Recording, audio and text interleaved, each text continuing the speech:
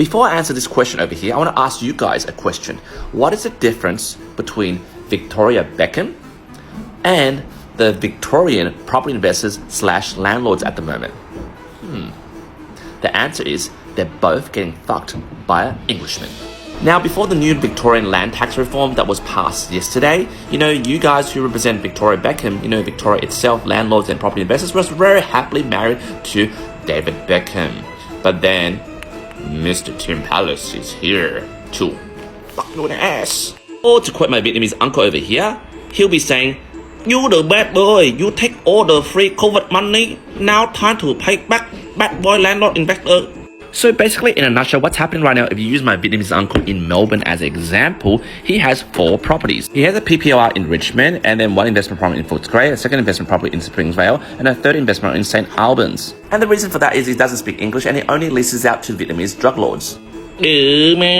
From January 2024, there will be a new tax bill which says for the next 10 years, to recoup the cost of the 10 billion plus bill that was given out in terms of free money during the free money COVID days, which to be honest was taken by 2/3 of non-property investors and the bloody freeloaders. But the 1/3, which is like my Vietnamese uncle over here who has investment properties, they're penalized with a new tax. And this 1/3 of property investors represent 860k of Victorians that will be affected. Which means if my Victorian uncle owns a house worth 250k, which is impossible in these suburbs, but let's just say this is breaking down into land value of 100k and then 150k for the build, then the land value is then taxed on.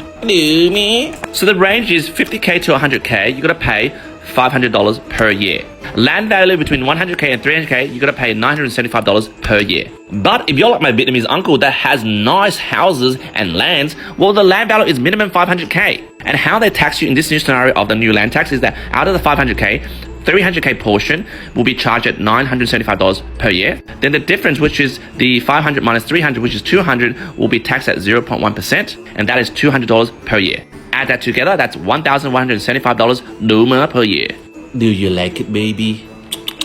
Now my Vietnamese uncle is crying now. Ooh, I'm so sad, because that will be times 3, which becomes an extra cost of $3,525 per year because of these bloody 2/3 freeloaders here. So Victorian government, I want to really ask you, is this really fair for the property investors in Victoria?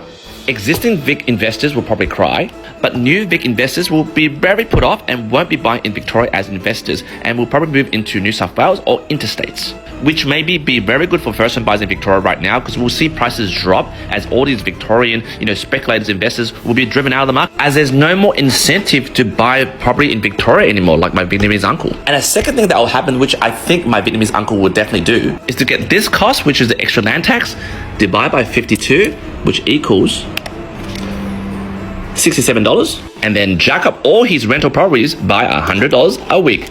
Woo! Because to quote my Vietnamese uncle, well, you can do that, but then you forget I'm the gangster, okay? I do the 5T before. And for me personally, I'm so glad I don't have any investments in Victoria. Woohoo! Because I'll be F if the New South Wales government asked me to pay 10 years of this, which is $35,000, for a tax recuperation bill of $10 billion, which I never use anyway. Because during COVID, I was killing it. I didn't need that free money. So why should I be taxed for that? Jump in the comments and let me know what you think.